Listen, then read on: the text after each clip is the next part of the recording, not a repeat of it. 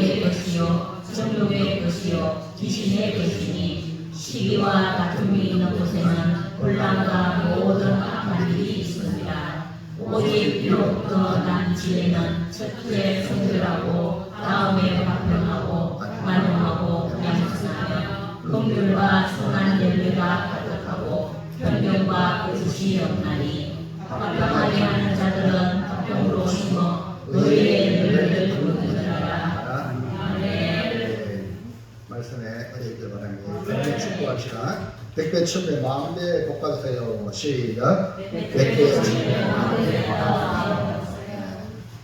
우리 모두 저거라 저 많은 은혜 받기를 바랍니다. 교회는 주님의 몸으로 공동체입니다. 공동체는 하나님의 능력과 동시에 공동체로 모인 사람들이 노력을 함으로 세워가게 되고 아름답게 갖고 가게 되는 겁니다. 불행하게도 오늘날 건강하지 못하는 가정에서 자라나거나 또 상처받은 사람들이 교회에 와서 은혜를 받고 구원을 받아 교회 생활하지만 때때로 옛 사람의 습성이 나타나서 교회 안에 진정한 교제를 방해하는 일들이, 다시 말하면 가락이 생기는 일들이 있습니다. 초대교회 역시 마찬가지로 야고보 사도가 또 야고보, 이 본문에 나온 야고보서 예수님의 동생이 살려가던 그때는 마찬가지로 이 관계에서 오는 문제가 있었습니다. 교회 안에 다툼이 일어나고 싸움이 일어나는 것은 결국은 관계를 잘하지 못한 결과라는 것을 이 낙타 무릎이라는 별명을 가진 기도의 사람 야고보, 예수님의 동생, 그는 그렇게 진단했습니다. 우리가 주님의 몸된 교회로 부르심을 받은 것은 지체로서 공동체를 위해 헌신하라고 이곳에 불러주신 줄로 믿습니다. 아멘. 교회 공동체를 아름답게 또 건강하게 가꾸는 헌신과 섬김을 통하여 우리 교회 생활이 풍요롭고 또 풍성한 열매를 거두어서 야 거기에 와라 이렇게 세상에서도 칭찬하는 빛과 소금이 되는 교회가 되라는 겁니다. 우리가 함께 어울리고 서로 존중하며 존경하는 노력을 계속할 때에 아름답고 건강한 공동체로 가꾸어 행복한 교회 생활이 될 줄로 믿습니다.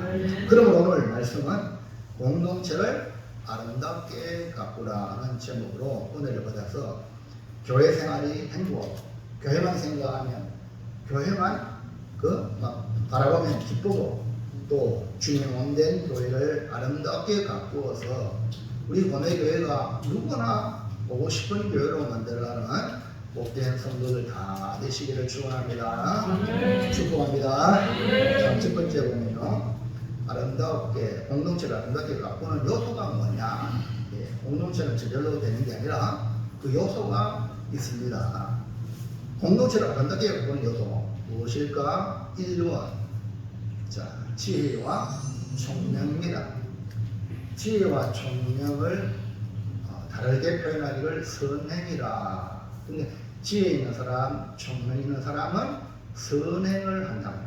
선한 행동을 하는 것을 지혜자, 총명 있는 자. 이런 성도들이 교회가 많으면 교회가 아름답게 가꾸어지는 거죠. 공동체는 아름답게 가꿀 수도 있고 공동체를 망가뜨릴 수도 있습니다. 그 주 원인이 뭐냐? 바로 사람입니다. 자문에도 말했어요. 지혜로운 여인은 집을 세우지만 어리석은 여인은 집을 망가뜨리리라. 교회도 주님 신부잖아요. 우리가 주님의 신부인 우리가 주님은 아무 문제 아닌데 우리가 지혜와 총명이 있으면 교회를 아름답게 가꾸지만 미련하면 교회를 어리석으면 망가뜨린다. 우리는 공동체를 아름답게 가꾸도록 부르심을 받은 성도입니다. 공동체를 아름답게 가꾸는 사람은 먼저 뭐가 필요하냐? 지혜와 총명이 필요하다. 3장 13절 시작. 너희 중에 지혜와 총명이 있는 자가 누구냐? 그는 선행으로 말미암아 지혜와 공동으로 그 세우는 사람들은 지혜와 총명이 있는 자라고 했습니다. 그 지혜와 총명은 눈에 보이지 않습니다. 그걸 나타내는 것이 뭡니까? 선행. 그 방법도 나와요. 그 방법은 지혜의 온유함으로. 선한 일을 했다고 요란하고 이게 아니라 온유함으로 이렇게 표현을 하고 있습니다. 하나님은 다윗을 선택해서 하나님의 집을 세우는 것을 보면서 다윗은 하나님 마음의 합당자라고 했습니다. 이 말은 다윗이 지혜와 총명이 있었던 사람이다. 그럼 그 지혜와 총명의 모습은 10편, 78편, 70절, 71절 시작. 또 그의 종 다윗을 택하시되 양의 우리에서 지하시며 즉 양을 지키는 중에서 그들을 이끌어내사 그의 백성인 야곱 그의 소유인 이스라엘을 기르게 하셨더니 하나님께서 다윗을 택할 때에 다윗의 그 현주소가 뭐냐면 양의 뿔이 있었다는 거죠. 양의 뿔은 뭡니까? 오늘 우리의 삶의 현장, 생업 현장이에요. 여러분이 생업이 있다는 것을 본인이 믿습니다. 그 생업에 열심히 하는 거죠. 그 다음에 그 양을 지키는 중에 일하고 있는 중에 그 중에 이끌어내셨다. 그리고 뭘 맡기냐? 이스라엘을 기르라 하고 맡겨주시는 거예요. 다윗이 양을 치고 머리는 목동으로 최선을 다하는 중에 하나님께서 택하여 하나님의 백성 이스라엘을 맡기셨다는 겁니다. 그래서 교회는 자기 일에 충성하지 않는 사람은 절대로 교회의 일꾼이 되어서는 안 된다. 충성한 사람을 일꾼으로 세우는 것이 하나님의 방법이다. 하나님께서 다윗을 택하신 이유가 이렇게 간단합니다. 자, 78편 72절 볼까요? 시작. 이에 그가 그들을 자기 마음의 완전한 것으로 기르고 그의 손의 명숙함으로 그들을 지도하였도다. 네, 그래서 다윗은 양을 치는 목동으로서의 그 모든 노하우를 잘 접목해서 이스라엘 백성을 이렇게 왕으로 다스리는데 그게 무슨 말하고 있습니까? 자기 마음의 완전함으로 마음이 온전히 그 양떼에 있는 것이 진짜 목동이거든요. 그리고 그 손에 능숙함으로 자기가 가진 모든 달란트를 활용해서 이것이 뭡니까? 지혜와 총명의 또 다른 모습입니다. 그러니까 여러분이 이 마음을 다하여 그리고 여러분 가진 모든 재능을 다하여 선한 일을 하는 것이 뭡니까? 그게 바로 지혜와 총명이 있는 자. 그 사람 때문에 공동체가 아름답게 가꾸어지는 것입니다. 결국 다윗은 통일 왕국을 건설하고 이 다윗 왕국이 메시아의 왕국의 표상이 되었습니다. 지금도 이스라엘 사람들은 그 옛날 다윗 왕국을 그리워합니다. 공동체를 아름답게 가꾸기 위해서 뭐니 해도 지혜와 총명이 있는 자가 있어야 한다. 그러면 위로부터 난 지혜의 특징이 뭡니까? 2번 성결하고 합평하다. 자, 그 안에 관용, 양순, 긍휼이 다 포함되는데 성결하고 합평하니까 결국은 선한 열매가 가득합니다. 우리나라에도 이런 말 들어오죠. 가와 만사다. 가정이 합평하면 모든 것이 그 교회는 절대 합평해야 됩니다. 마귀는 싸워 찢어 뽑고 그래야 교회가 무너지게 만드는 거예요. 마귀의 존재는 절대 안 됩니다. 그래서 여러분 문제가 있으면 십자가에 있는 성도와 십자가는 아무 문제 없는 사람이 십자가에 있는 거예요. 그럴 때에 교회가 원만하게 되어지는 겁니다. 그래서 그 교회가 좋은 소문이 나는 겁니다. 그러니까 선한 열매가 가득한 거죠. 하나님 주신 지혜의 특징은 먼저 그래서 성결, 즉 위로부터 난 지혜는요 깨끗하다. 성결합니다. 여러분이 교회 때마다 먼저 지난 시간을 잘못한 거 회개하고 자기가 깨끗하게 해야 아름다운 열매가 맺히는 거죠. 야고보 3장 17절 시작. 오직으로부터 난 지혜는 첫째 성결하고 다음에 화평하고 관용하고 양순하며 긍휼과 선한 열매가 가득하고 편견과 거짓이 없나니. 그래서 공동체를 아름답게 가꾸려면 먼저 여러분 자신이 각자가 성결한 생활을 해야 돼요. 깨끗한 신앙생활을 해야 됩니다. 그러니까 하나님이 거하시는 첫 번째 조건이 뭡니까? 성결. 성이 우리 안에 충만히 임해서 역사하는 게 뭡니까? 회개입니다. 그리고 회개하지 않은 자에게 성령의 선물을 주지 않습니다. 더러운 사람은 그에게 누가 있냐? 귀신이 있다는 거죠. 귀신은 더럽다는 거예요. 예수님이 더럽고 악한 것을 떠나가라. 그러니까 항상 이 귀신은 더러운 거예요. 그러나 성령은 거룩한 영이에요. 그래서 하나님이 회개할 때에 아무리 큰 죄를 범해도 회개할 때에 하나님 그렇게 기뻐하는 거예요. 다시 말해서 하나님이 거룩하니 우리도 거룩해야 주의 몸된 교회를 아름답게 갖고 갈 수 있다는 것입니다. 성결하고 그 다음에 뭡니까? 화평해야 됩니다. 우리 자신이 성결하고 그 다음에 나아가야 될 지향해야 될 뭐냐? 화평을 이루어야 된다. 화평은 예수님의 십자가를 생각하면 됩니다. 화평하기 위해서 관용, 양순, 긍휼의 마음이 다 거기에 포함되어 있는데 예수님은 의인을 불러오는 게 아니라 죄인을 불러 회개 십자가 왔다 했죠. 그러니까 죄인을 용납하고 또 화평하는 자는요 죄를 범한 자를 용납하고 착한 마음으로 받아주고 그를 불쌍히 옆 사람 봅시다. 불쌍히 그러니까 옆 사람 쳐다보세요. 옆 사람 보고 얼마나 불쌍합니까? 이 마음이 없이는 뭐 화평을 할 수 없어요. 네. 참, 이 험한 세상 살아간다고 얼마나 수고 많습니까? 그래서 온갖 이 죄, 교회는 온갖 죄인, 우리가 알지 못하는 그러니까 모든 죄를 다 지은 사람이 모이는 것이 교회입니다. 그들은 깨끗한 죄, 좋은 옷을 입고 왔지만 온갖 더러운 죄를 고민하고 있습니다. 고통하고 있습니다. 이런 사람들을 하나로 묶을 수 있는 길은 다른 게 아니라 화평하는 자가 필요해요. 화평하는 자. 결국 성결과 화평으로 나아가면 선한 열매와 의의 열매가 가득하게 됩니다. 화평하는 자에게 복이 있는데 예수님은 화평자는 자는 복이 있나니 하나님의 아들이라 일컬음을 받을 것이라 했어요. 야고보 3장 18절 시작. 화평하게 하는 자들은 화평으로 심어 의의 열매를 거두느니라. 화평하는 자는 화평 불평을 만드는 게 아니라 화평, 그 사람이 가면 화평을 만들어요. 그래서 결국 의의 열매를 거둔다. 예수님은 하나님과 우리가 화평하게 했고 유대인과 이방인이 선민이요 이방인이 화평하게 했어요.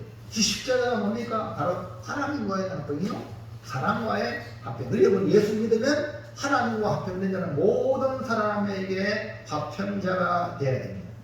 화평으로 심어지면 다른 게 없어요. 예수님이 아무 죄 없는 예수님이 십자가 지듯이 짊어지는 겁니다. 교회 공동체를 어떻게 가꾸려면 이렇게 화평하는 자가 필요한데 화평으로 가는 길은 십자가 앞에서 주님께서 그랬어요. 각자 자기 십자가를 지고 나를 쫓아라. 이 십자가는 내가 잘못해서 지는 게 아니고 누군가 다른 사람의 그 짐을 대신 지는 거예요. 가족 중에도요. 가족 이름이 다 자기가 일 잘하는 거 얼마나 좋아요. 그러나 꼭 가족 중에도 문제 있는 가족이고 연약한 가족이고 그럼 그 십자가를 누가 져야 됩니까? 건강한 사람이 져야 됩니다. 교회 안에도 전부 다 좋은 사람이 있으면 되는데 안 좋은 사람이 그래 그 짐을 누가 져야 됩니까? 건강한 사람, 믿음 있는 사람이 대신 지는 거예요. 자청소년인데 바쁘다 안 왔을 때 믿음이 없기 때문에 안 하겠지. 그러면 그 십자가를 누가 져야 됩니까? 건강하고 믿음 있는 사람이 대신 져주는 거야. 아무 말 없이. 그러면 교회가 화평이 되는 겁니다. 아멘입니까? 할렐루야. 아멘. 근데 십자가 지는 성도가 많을수록 공동체는 아름답게 가꾸어 가는 것입니다. 말없이 자기를 희생하고 섬기는 성도가 공동체를 아름답게 가꾸는 성도입니다. 이런 사람은 위로부터 받은 가만히 와, 저 사람이 위로부터 지혜와 총명을 받았다. 그 하나님이 주시는 그래 다윗도 마음이 합하다 했으니까 하나님이 주신 지혜를 받은 성도라는 말입니다. 그러므로 공동체를 아름답게 가꾸는 것은 땅에 있는 게 아니라 위에서부터 난 지혜, 총명. 그래서 야고보는 지혜가 부족하냐 구해 주시고 꾸짖지 않으시고 하나님께구나 기도해서 지혜와 총명을 받아라 이렇게 말했거든요. 그러니까 기도하는 사람은 지혜와 총명의 사람이 될 수 있다. 그래서 교회를 공동체를 느꼈고는 지혜와 총명 있는 사람이 되기를 축복합니다. 그 지혜와 총명이 뭐로 나타나냐? 선행으로 나타나게, 그 선행의 방법도 온유함으로 행하는 자세. 다시 정리하면 지혜와 총명과 선행과 온유함을 갖춘 성도가 공동체를 아름답게 가꾸는 사람이다, 이 말입니다. 우리 모두 다 그런 사람들을 축원합니다. 축복합니다. 자, 둘째는요, 이렇게 아름다운 공동체를 가꾸어야 되는데 파괴하는 것이 있습니다. 그걸 우리는 알아요. 예수님도 이 반석에 내 교회를 세우리니 음부의 권세가 이기지 못했는데, 이 음부의 권세가 있는데 어떤 방법으로 공동체를 파괴하는지 한번 그 말씀을 오늘 본문에 말씀하고 있어요. 우리는 밭이 있고 논이 있고 이러면 농사 짓고 또 텃밭 하잖아요. 비도 많이 왔기 때문에 천연 비료가 하나님이 쏟아부어줘가지고 자랍니다. 자, 그런데 혹시만 자라면 좋은데 누가 자라? 잡초하고 풀들이 막 자라. 그러니까 곡식을 갈아먹습니다. 다시 말해서 공동체를 파괴하는 것들이 호시탐탐 노리고 있다는 겁니다. 교회가 부흥할수록 비가 올수록 풀도 더 잘 자라는 거예요. 그것이 바로 뭐냐? 우리 속에서 일어나는 독버섯이. 누구한테 있냐? 저 사람 여러분 안에 있다는 거예요. 누구 안에 있다? 여러분 안에 있다는 말입니다. 그리고 그걸 미리 방지하지 않으면 그쪽부터 없을 정도로 공동체는 만신창이가 되기 쉽습니다. 아름다운 공동체가 그 역할을 하지 못하고 엉망이 된다면 교회 생활이 행복이 아니라 고통 그 자체입니다. 그 여러분 한 달에 한 번 오고 1년에 몇 번 그 사람이 교회를 망치는 게 아닙니다. 열심히 한다고 하는 사람이 이 마귀가 주는 잘못된 요소가 내 속에 들어오면 그 사람 때문에 교회가 망가지는 거예요. 그러니까 열심히 하는 사람 정신 바짝 차리기 바랍니다. 자칫하면은 그 사람 때문에. 여러분 한 달에 한 번 나오고 1년에 한 번 나오는 사람 한 번 안 나와도 별로 영향이 없어요. 뭐 그런 거 헌금해도 안 해도 영향 없어서 열심히 헌금한 사람이 안 해봐요. 그만 그 공동체가 힘들어지는 거예요. 이해하시겠죠? 그러니까 열심히 하는 분들은 정신 바짝 안 차리면 마귀의 타겟이 되기가 쉽다. 그러면 우리가 주의해야 될 공동체를 파괴하는 주범이 뭘까? 1번 뭐냐? 독한 시기와 다툼. 앞에 독한 성경에 그대로 기록되어 있어요. 시기가 아니라 시기 앞에 독한 시기가 독하듯이 이야 저 사람 독하다 이런 말 들어보죠. 맞아 고무지 안 된다 이 말이죠. 시기가 그래요. 그래서 독한 시기와 다툼이 있는 그곳에는 혼란이 있고 모든 악한 일들이 막 일어나는 하나님 우리에게 주신 지혜가 아니에요. 이거는 하나님 중에 아니에요. 우리의 마음속에 끊임없이 일어나는 것이 뭐냐? 시기, 독한 시기와 다툼이 일어납니다. 이것을 자랑이라는 포장지를 통해 드러납니다. 진리를 거스르는 거짓말이에요. 거짓말로 나타납니다. 자, 18절 볼까요? 시작. 그러나 너희 마음속에 독한 시기와 다툼이 있으면 자랑하지 말라. 진리를 거스러 거짓말하지 말라. 마음속에 딱 숨어있어. 독한 시기가 겉으로는 아름답게 포장되어 있지만 실상 그 마음속에 숨어있단 말입니다. 독한 시기는 아담과 하와가 에덴에서 추방당하여 첫째 낳은 아들 가인이죠.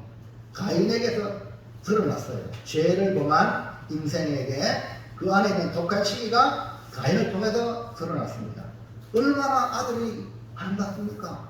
생명의 첫 번째 탄생인데 얼마나 사랑받았어요. 나와 똑같은 그런 아이가 태어났는데 그렇게 사랑받았는데 그 죄의 씨앗이 독한 시기가 그 아들로 통해서 드러나는 거예요. 그리고 그 아들 통해서 동생을 죽이는, 그러니까 먹으면 정령 죽으리라. 아담 하와가 죽음을 모르는데 그 동생 둘째 아들이 첫째 아들을 통해서 죽이는 그 사건을 보고 죽음이라는 걸 알게 됩니다. 여러분 동생 아벨이 드린 제사는 하나님이 기쁘게 받으셨어요. 근데 가인은 받지 않았습니다. 이것은 명백하게 받으시는 하나님이 봤을 때 가인의 제사가 잘못되었다는 징표입니다. 그러니까 하나님이 안 받았지. 근데 아벨은 하나님이 받았으니까 아벨은 합당하게 하는 것이 기뻐. 그래서 믿음장 히브리 11장에 믿음으로 아벨은 가인보다 더 나은 제사를 드렸댔죠. 여러분 예배가 더 나은 제사가 되길 바랍니다. 그 예배를 잘 드려야 돼요. 아멘입니까? 지난주보다 오늘 더 잘 드려야 돼요. 그게 하나님 원하시는 거예요. 그게 하나님의 합당. 자, 4절 5절 창세기 4장 5절 6절 시작. 가인과 그의 증거를 받지 아니하신지라 가인이 몹시 분하여 안색이 변하니 여호와께서 가인에게 이르시되 네가 분하여 하면 어찌 되느냐 안색이 변하면 어찌 되느냐. 가인은 하나님이 자기의 죄를 받지 않자 동생에게 하나님 받으신 동생을 보고 독한 시기가 일어난 거예요. 그 모습이 몹시 분하여 하나님 안 받았으니까 하나님께 분한 것이 누구한테 나타나냐? 동생에게 나타나는 안색이 변화. 몹시 분하고 안색이 변하다는 것은 독한 시기에 그 속에 있는 마음에 있는 것이 드러난 겁니다. 분하다는 말과 안색이 변하다는 말이 바로 독한 시기에 대한 현상입니다. 나타나는 현상. 이런 사람은 자기 잘못을 몰라요. 자기는 잘한 거야. 무조건 남이 잘못된 거야. 그래서 하나님은 이 가인에게 모르기 때문에 가인에게 경고의 말씀을 주셨어요. 4장 7절에 시작. 네가 선을 행하면 어찌 낯을 들지 못하겠느냐. 선을 행하지 아니하면 죄가 내 눈에 보이느니라. 죄가 너를 원하나 너는 죄를 다스릴지니라. 사람의 눈에 봤을 때는 가인의 제사나 아벨의 제사나 똑같은 제사입니다. 근데 평가 누가 하세요? 하나님이 하시는 겁니다. 그 하나님이 가인을 보고 네가 선을 행하면 어찌 낯을 들지 못하느냐. 이 말은 하나님께 제사 예배 드리는데 선한 마음이 아니라는 거죠. 하나님이 선한 마음을 안 드리는 걸 받겠습니까? 하나님 안 받는다는 거죠. 그걸 이제 하나님이 경고해 줬어요. 그러니까 네가 선을 행하지 않으면 제가 문에 엎드리더니 사자가 훔치려고 잡아먹으려고 먹이를 다 자기 사정거리 안에 들어오도록 지금 기다리고 있는 거예요. 여러분도 선을 행하지 않으면 마귀 사탄이 여러분 잡아먹으려고 사정거리에 들어오도록 딱 기다렸다가 탁 잡는 거죠. 어떻게 하냐? 제가 너를 원한다. 제가 너를 원한다. 그래서 너는 죄의 소욕을 따라가지 말라. 도리 죄를 다스리라. 끊어버리라. 이렇게 경고의 말씀을 주셨습니다. 결국 하나님께서 가인에게 경고했지만 이 경고의 말씀을 무시하고 노란불 경고야 빨간불에 그냥 지나가는 거야. 사고 나는 거죠. 지도 주고 남도 주고. 지만 죽으면 괜찮은데 남을 도 해코지 않단 말입니다. 그 동생 아벨은 쳐죽였어요. 그러니까 독한 시기가 이만큼 무서운 결과를 초래한다 아셔야 됩니다. 야고보 3장 16절 시작. 시기와 이런 곳에서는 혼란과 모든 악한 일이 있어. 왜 이런 일이 있냐? 그 사람들 속에 시기와 다툼이 있는 거야. 우리는 경고를 받아야 합니다. 시기와 다툼은 결국 혼란과 모든 악한 일이 있다는 것. 그러니까 우리 마음에 이 시기를 다스리지 못한다면 싸우려고 한번 싸워보자, 한번 다퉈보자 이런 마음이 있는 것은 결국은 마귀에게 놀아난다. 가인의 시기는 결국 가정의 공동체를 파괴하는 죄를 범하고 말았습니다. 독한 시기와 다툼은 하나님 주신 것이 아닙니다. 그러면 어디서 왔어요? 어디서 왔어요? 2번 땅 위, 정욕, 귀신의 것. 하나님으로부터 온 게 아니에요. 뭐예요? 죄, 마귀, 사탄으로부터 왔다는 거예요. 독한 시기와 다툼은 절대 하나님께로 온 것이 아니라 땅 위에 정욕의 것이고 귀신의 것이라고 말씀했어요. 자, 15절에 말씀하고 있죠. 시작. 이러한 지혜는 위로부터 내려온 것이 아니요 땅의 것이요 정욕의 것이요 귀신의 것이니. 땅의 것, 정욕의 것, 귀신의 것은 결국 죄로 말미암아 마귀 사탄에서 온 것이라. 여러분 예수님을 죽이려고 시기하게 죽이려고 한 유대인들을 향하여 예수님은 뭐랬어요? 너희 아비 마귀 하는 짓을 그대로 한다. 마귀의 자식이라는 거예요. 유대인인데 마귀의 자식이야. 가룟유다도 성경에 보세요. 그랬어요. 가룟유다 예수님 제자인데 저는 한 사람은 마귀라 그랬어요. 마귀는 욕심쟁이, 남을 죽이는 살인자, 거짓말쟁이로 예수님께서 요한복음 8장 44절에 정의하고 있습니다. 우리는 빛들의 아버지께로부터 오는 좋은 것을 받아야 될 줄로 믿습니다. 자, 야고보 1장 17절 시작. 온갖 좋은 은사와 온전한 성품이 다 위로부터 빛들의 아버지께로부터 내려오나니 그는 변함도 없으시고 변함하는 그림자도 없으십니다. 이제부터 여러분 분별해서 혹시나 우리 안에 독한 시기와 다툼의 마음이 일어나면 속히 회개하세요. 남의 흠을 보고 따지겠다 싶으면 빨리 회개하시고 돌아서서 하나님 나에게 은혜를 주세요. 나에게 은사를 주세요. 좋은 은사를 주세요. 하나님의 축복의 선물을 주세요. 하여 그것을 통해서 나누고 아름다운 공동체를 갖고 가는 축복의 요소가 되기를 주의 이름으로 축원합니다. 자, 셋째, 공동체를 가꿔야 되겠죠? 고매교회 공동체 불러줬잖아요. 어차피 부름받았으면 고매교회를 아름답게 가꿔야 돼요. 공동체를 가꾸는 요소는 지혜와 총명이 있는 자가 그 선행으로 지혜, 언양으로 행함을 통해서 나타난다고 했죠. 다시 말해서 지혜와 총명의 선한 행동으로 공동체가 아름답게 가꾸어지는데, 그렇다면 공동체를 아름답게 가꾸기 위해서 지혜와 총명과 선한 행동을 어떻게 나타내야 하느냐. 1번, 공동체를 아름답게 가꾸려면 어떻게 하라? 헌신해야 돼. 교회 와서 주장을 하고 교회 와서 뭔가를 얻으려고 이런 마음이 아니라 헌신하시고, 공동체를 위해서 헌신, 몸으로 헌신하고 재능으로 헌신하고 물질로 헌신하고 헌신하는 사람이 공동체를 아름답게 가꾼다. 우리가 공동체의 지체로 부르신 것은 그 공동체에 헌신하라. 자, 제가 오늘 말끔하죠? 내 몸이 말끔하잖아요. 그러면 손과 말과 우리 눈과 모든 것이 봉사해가지고 오늘 이렇게 살리고 나왔어요. 할렐루야. 이것도 오늘 또 이제 뭡니까? 헌신제를 한다가 또 이것도 세탁소 맡기가 있고, 할렐루야. 세탁소 맡기는 그냥 맡기려 돈 줘야 돼요. 돈을 주고 헌신해야 돼요. 그래 몸이 이렇게 하듯이 교회도요 아름답게 가꾸려면 여러분들이 가만히 있으면요 교회는요 조금 전에 문제와 이런 것들이 꽉 차는 거야. 그래서 성도 이런데 손과 발이 부진해야 돼. 집에서만 할거 아니라 교회 와가지고 할 것을 찾아가지고 교회를 아름답게 가꾸는 것이 뭡니까? 지혜와 총명이 있는 성도입니다. 근데 뭐 눈에 보여야지 뭐. 지혜 없는 사람은 아무것도 안 보이는 게 할 게 없어. 그럼 안 되는 거예요. 찾아야 돼. 그리고 헌신하는, 나를 여기 부르신 거는 내 할 일이 뭘까? 하나님 보여주세요. 알려주세요. 내가 뭐로 고매교회에 헌신할까요? 그래서 예배에 헌신하고, 예배 안 빠지는 것도 헌신이에요.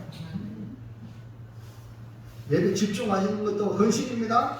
그 다음에 기도에 헌신하고, 찬송에 또 입만 익하지 말고 마음을 다하여 찬송하고, 전도에 헌신하고 봉사와 충성에 헌신하는 것이 중요합니다. 우리는 교회 공동체를 아름답게 가꾸라로 부르심을 받은 성도다.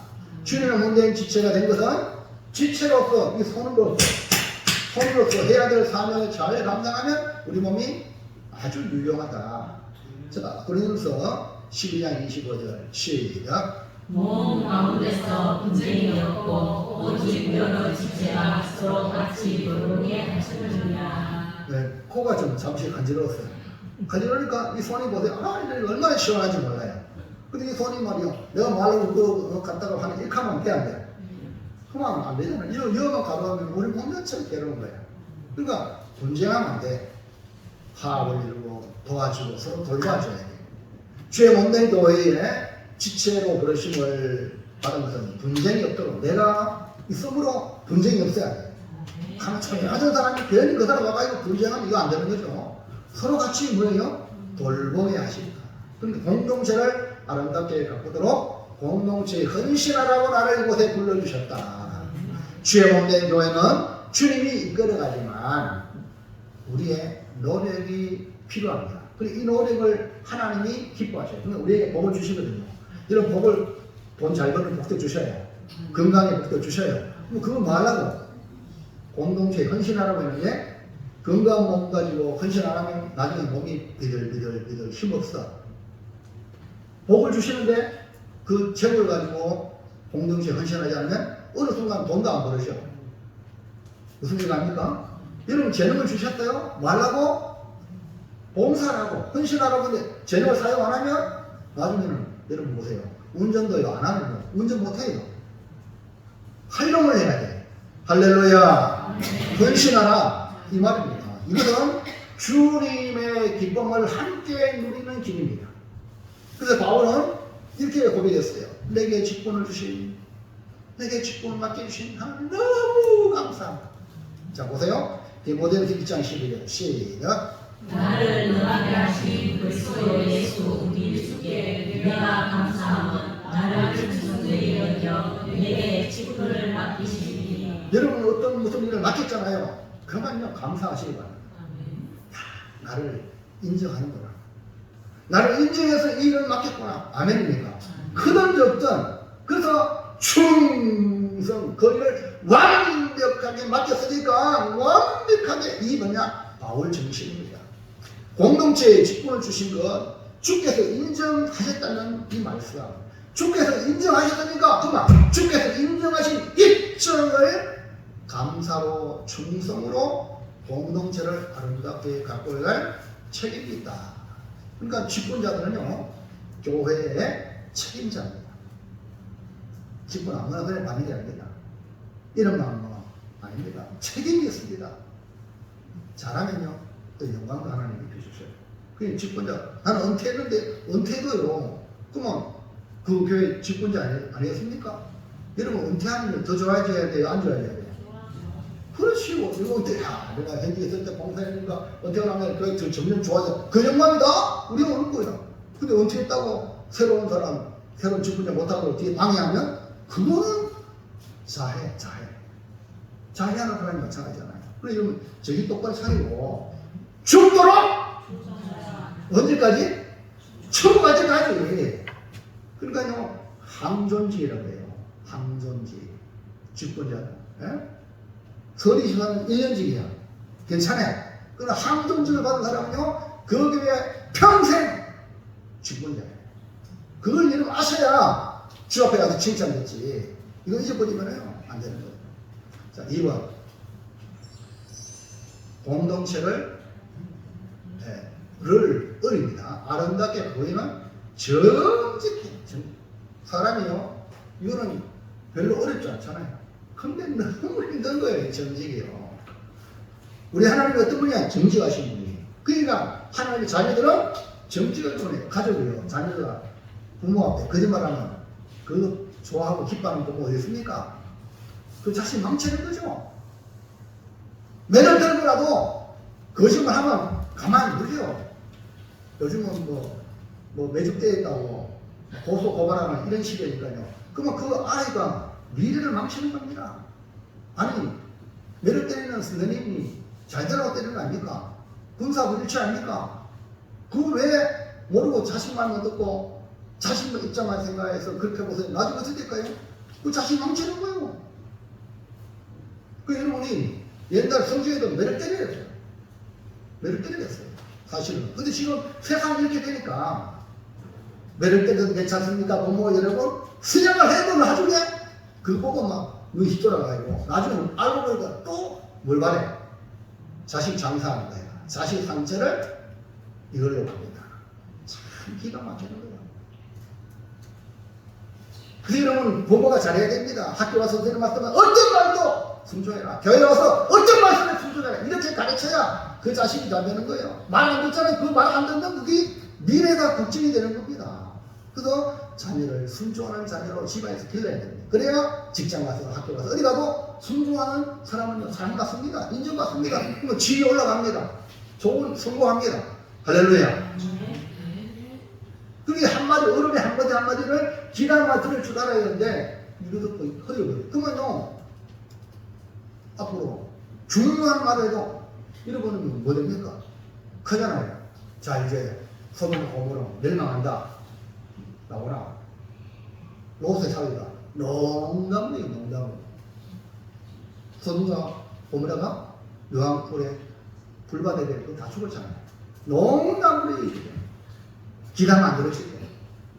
그래서 우리는 하나 앞에 정직해야, 또 공동체 앞에 정직해야, 잘못했다, 잘못했습니다 인정하는 거야. 다윗이 왜 정직한 그런 사람이 되었어요? 주님이 그 다윗을 인정했습니까? 성군 다윗이 된 이유는 자기 잘못에 나라는 공식조 앞에, 부하들 앞에 당신이 죽을 의미요 하니까 이 다윗이 회개가 아닐까, 무릎 꿇었다 아닙니까? 이것이 뭡니까? 성경은 하나님은 다윗이 정직하여. 역대하 34장 2절 3절 시작. 여호와 보시기에 정직하게 행하여 그의 조상 다윗의 길로 걸으며 좌우로 치우치지 아니하고 아직도 어렸을 때 곧 왕위에 있는지 갈렙에 그의 조상 다윗의 하나님을 비로소 찾고. 요시야를 평가하는데 요시야 왕인데요. 요시야 왕을 갖다가 여호와 보시기에 정직했다. 그 정직이 누구와 같이? 다윗의 길, 다윗같이. 그래서 정직한 그 정의가 뭐냐? 왕 위에 있으니 8년에 그의 조상 다윗의 하나님을 비로소 찾고. 하나님 찾은 것이 뭡니까? 정직입니다. 이 말은 하나님을 붙잡았다. 하나님을 찾으시기 바랍니다. 초대교회 때 일어난 일로 아나니아 삽비라 하나님께 땅을 팔아가지고 드리겠다고 약속했는데 어떻게 팔아보니 돈이 많은지 얼마를 감추었어요? 아나니아가 얼마를 감추었다고 하셨는데 성령 충만한 베드로가 말합니다. 사도행전 5장 3절 시작. 베드로가 이르되 아나니아야 어찌하여 사탄이 내 마음에 가득하여 네가 성령을 속이고 땅값 얼마를 감추었느냐. 얼마를 감춘 것이 사람에게 속였다. 사람에게 거짓말하는 것이 아니고 하나님께 했다. 사람이 아니라 하나님께 했다. 그럼 결국 역시 그 아나니 혼이 떠났어요. 죽었어요. 3시간 뒤에 부인이 삽비라가 와서 베드로 앞에 왔는데 내 남편이 갖다 바쳤으니까 칭찬 듣겠지 하는 마음으로 하는데 다시 묻습니다. 이게 전부냐? 네! 이것뿐입니다. 라고 말을 하죠. 사도행전 5장 9절 시작. 베드로가 이르되 너희가 어찌 함께 대하여 주의 영을 시험하려 하느냐. 오라 네 남편을 장사하고 모든 사람들의 발이 문 앞에 열었으니 또 너를 메어 내하라 하니. 그러니까 베드로는 성령의 충만 하나님 앞에 공동체 앞에 목회자는 교회 대표거든요. 목사 앞에 한다는 것은 교회 대표 앞에 한단 말입니다. 근데 거기에 베드로 앞에 네! 이것이 이것뿐입니다. 전부입니다. 거짓말 했잖아요. 결국 아나니아 삽비라 부부가 함께 공모하여 성령을 속이고 주의 영을 시험하여 한날 죽음을 맞이했던 초대교회의 무서운 사건입니다. 공동체 앞에 우리가 정직해야 될 이유가 되겠습니다. 우리는 오늘 다윗처럼 잘못했어요. 아이고 덜pis군요. 내가 잘못했습니다. 아멘입니까? 그거에 아무 뭐라 하지 않습니다. 회개하면 되는 거야. 하나님 길을 열어준단 말입니다. 자 마지막으로 3번 공동체를 아름답게 가꾸려면 겸손해. 제일 먼저 뭐라 했죠? 공동체를 아름답게 가꾸려면 공동체의 헌신함. 그 다음에 정직하게 헌신해. 그 다음에 공동체 헌신하면 칭찬을 받습니다. 사람들한테 존경도 받고 아이고 참 대단합니다. 그럴 때 고개 빳빳이 서면 그때 고개 부러져. 교만이 편향해서 모이거든요. 그때 납작하게 자신만 중요하게 독선적이고 고집스럽고 교만한 것은 그 어떤 것보다 다르게 공동체를 파괴하는 그런 사람, 사과도 있잖아요. 어디 흠잖아요. 나도 막 좋은 차만 흠내 또 다른 사과까지 막 이렇게 막 같이 흠을 만드는 거예요. 그러니까 교만한 사람 교회 안에서 또 전염이 되는 거야. 무섭단 말이에요. 그리고 공동체 전부 다 파괴되는 거예요. 그래서 하나님은 교만을 가장 싫어해요. 교만은 대망의 성공이다. 하나님이 상대하는 것입니다. 그래서 교만은 사람들 사이에 벽을 쌓고 겸손은 사람과의 다리를 놓고 관계를 부드럽게 하고 더 온화하게 해주는 기름 역할을 하고 겸손히 합니다. 자, 베드로서 5장 5절 시작. 젊은 자들아 이와 같이 장로들에게 순종하고 다 서로 겸손으로 우리를 돕니다. 하나님은 교만한 자를 기득하시되 겸손한 자들에게는 은혜를 주시느니라. 여기서 바로 장로들의 목회자를 말해요. 그러니까 겸손한 태도는 하나님 앞에 은혜 받고 높임을 받음으로 공동체를 더욱 단단하게 묶어주는 역할을 합니다. 겸손은 사람 앞에 어떻게 나타나냐? 아주 공손함으로 나타납니다. 그 안에 겸손한 사람은 공손함으로 나타나는데 이 공손함이란 서로의 의견의 차이가 있을 수 있죠. 감정도 있어요. 그래서 서로를 존중하고 서로를 배려하는. 우리가 솔직히 살다 보면 공동체에 뭐든 짜증나는 짓 하는 사람이 있잖아요. 그럴 때 그 짜증나는 사람을 인내로 기다려주는 거야. 로마서 15장 1절입니다. 시작. 믿음이 강한 우리는 마땅히 믿음이 약한 자의 약점을 담당하고 자기를 기쁘게 하지 아니할 것이라. 우리 각 사람이 이웃을 기쁘게 하되 선을 이루고 덕을 세우도록 할지니라. 자 보세요. 믿음이 강한 우리가 믿음이 강한 자가 양보해야 돼요. 믿음이 약한 자 약점을 담당하라고 그랬잖아요. 근데 믿음이 약한 사람은 자꾸 막 잘했는 못하니까 이렇게 하면 공동체가 어떻게 돼요? 파괴하는 것이라. 그 여러분 설교 시간은 말씀을 통해서 여러분이 여러분 갑자기 하나님 말씀이기 때문에 그렇죠. 일상에서 사석에서 그 사람 잘못해서 이렇게 하면 안 된다 이 말이에요. 이해하시면 아멘 합시다. 도리어 그 사람의 약점을 내가 믿음이 있는 사람이 담당하는 거죠. 공동체를 아름답게 가꾸기 위해 서로에 대한 자세로 공손함으로 나아가라 말입니다. 거기는 믿음이 강한 자가 믿음이 약한 자의 약점을 담당하고 어떻게든지 이웃을 기쁘게 하도록 선을 이루고 덕을 세우도록 해야 된다. 모든 교회는 그리고 모든 그룹 안에는 우리 목장 이런 그룹 안에 적어도 한 명 이상 서로 어울리기 어려운 사람이 없지 않아 있습니다. 이들은 특별히 또 감정적인 문제도 있을 수 있고 또 안정되지 못하거나 또 다른 사람은 화나지 않는 그런 잘못된 버릇도 있고 또 다른 사람과 어울리는데 이 기술이 없는 사람이 있을 수 있습니다. 이들을 바라볼 때 우리는 어떻게 바라봐야 되냐? 저 사람 특별히 하나님의 은혜가 더 필요한 사람이니까 기대해주고 아멘입니까? 군대 가면요 간심사병이 있습니다.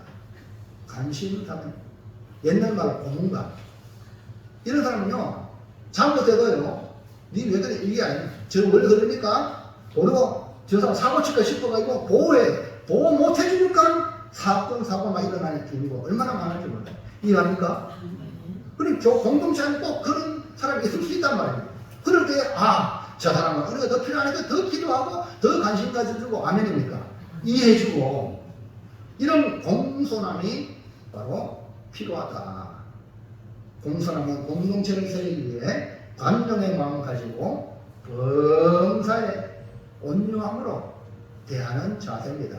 사랑하는 성도 여러분, 우리는 매 주일마다 교회에 와서 예배드리고 또 성도의 교제를 하면서 신앙생활을 합니다. 언제까지? 천국 갈 때까지. 이 길을 걸어가야 될 사람들입니다. 그렇기 때문에 무엇보다 무엇이 필요하냐? 공동체를 아름답게 가꾸기 위해서 지혜가 필요하고 청명이 필요하고 선행의 신앙생활을 해야 된다. 그래서 공동체를 아름답게 가꾸기 위해서 헌신한 지혜와 그 다음에 정직한 청명과 겸손과 공손함으로 서로를 존중하는 성도가 되어서 여러분 우리 교회가 여러분 가정도 이 선한 열매와 의의 열매가 가득한 공동체가 되기를 주의 이름으로 축원합니다. 이 결단합니다. 다 같이 큰 소리로 시작. 공동체를 아름답게 가꾸라. 지혜와 총명과 선행으로 말미암아 순결과 공평으로 선한 열매가 가득하도록 공동체에 헌신하고 정직하여 겸손하여 은혜로 사명을 다하겠습니다. 아멘입니까? 오늘 말씀 드린 것을 여기에다 여기는 좀더 여기서 색깔 있는 글씨 한번 읽습니다. 시작. 공동체를 아름답게 가꾸라. 선행으로 말미암아 선한 열매가 가득하도록 정직하여 사명을 다하겠습니다. 이걸 또 추가해가지고 내자로 선선정사 정사